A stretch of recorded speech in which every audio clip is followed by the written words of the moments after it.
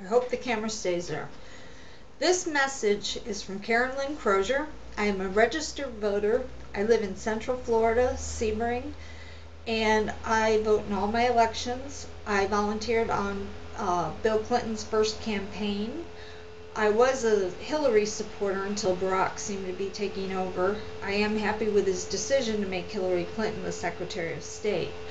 I don't watch TV or anything like that, but I do get my information, especially that which is important. But I need to share with people that have some influence. I used to live in Arizona. I had what they call valley fever. Most people get it, and it's just a cold and no more, but 1% died, and I was almost that 1%. I had a 106 fever for 2 weeks. I spent 3 months in the hospital, 3 more months on at-home IVs, 3 years in bed. The only way I can get up in the morning is to take prescription amphetamines. Otherwise, I'm bedridden. What really stinks is that, okay, first of all, Arizona had really good benefits.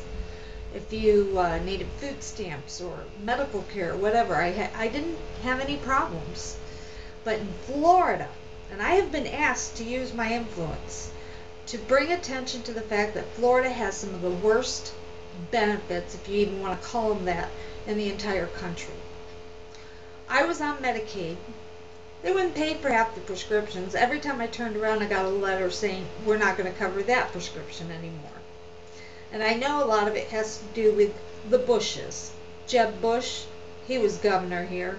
It means he sat on his ass and didn't do anything, probably, except ruin it for the rest of us. Now they have what they call a share of cost. My share of cost is $800. I get Social Security. Talk about fixed income, mine is fixed, $845. My son gets $277. My share of cost is $800, which means I have to spend $800 before Medicaid will pay for anything. Doctors, medication, whatever. And this is every single month. Okay, you tell me, how do I spend $800 a month? What does that leave me with? Maybe $300?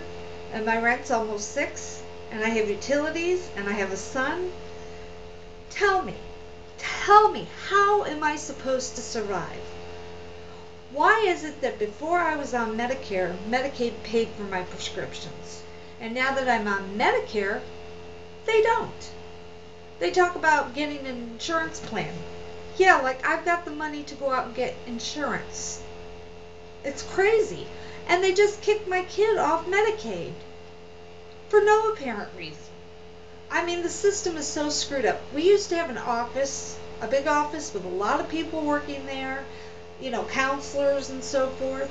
Now they have reduced it to a room of computers, 2 women that stand by fax machines and fax paperwork for you all day or tell you how to go get on the computer. You don't get to deal with a person anymore. And they're cutting back more. All of the prices are going up. My driver's license disappeared recently and I had to get a new one, which was $10, going up to $48 July 1st. Cigarettes, I don't smoke, but they've gone up also. Gas, it's impossible. What happened to the minimum wage being enough to support a moderate lifestyle? I can't even have a lifestyle. I live in constant anxiety, and I can't even afford the medication that I need to deal with the anxiety. I have been up for 3 days. I have chronic insomnia. The medication I need costs a couple $1,000s a month. I can't come up with that kind of cash, which means I put my life in danger. You will die from lack of sleep before you die of lack of food. When I went to my psychiatrist the first time, I had been awake for 10 days and drove myself there. They couldn't believe it. But they got me on medication, they got me straightened around, but now they're not paying for it. And really, for me, I'm a mess.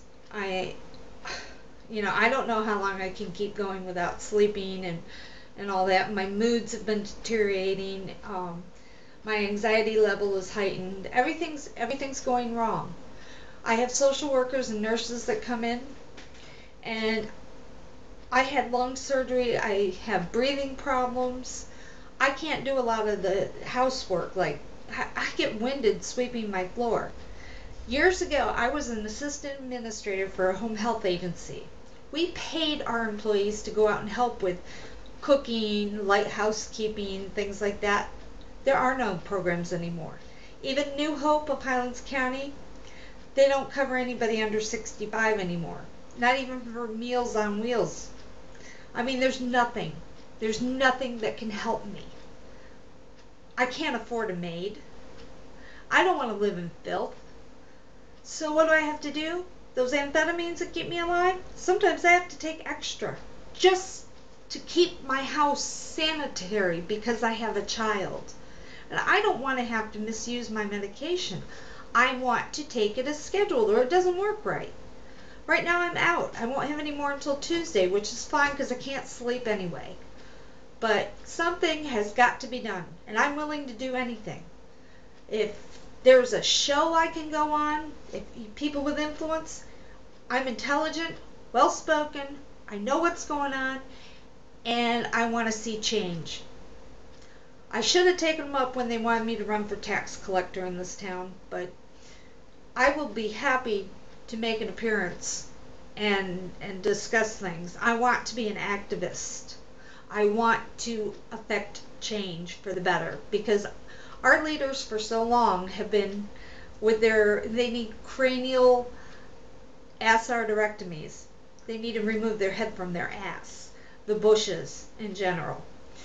And I'm glad that at least Obama, he lets us know every day what changes he's making, what progress. Bush never did that. Also, they never brought up the fact that Bush used to not only be an alcoholic, but a cocaine addict. Yet with Bill Clinton, he took a puff off a joint. He probably inhaled, but I don't blame him for saying he didn't. But they never let it die. But cokehead Bush could do no wrong. I will never stop ragging on Bush. If you look at my fan page and you go back in the posts, you'll find plenty of videos of George Bush being a dumbass because he does it so well. I am a Democrat, a liberal, and I am willing to stand up for what I believe in. So if anybody out there can help me out and help me spread the message, I want to do it. Thank you for your time and consideration, and I hope to hear from someone soon.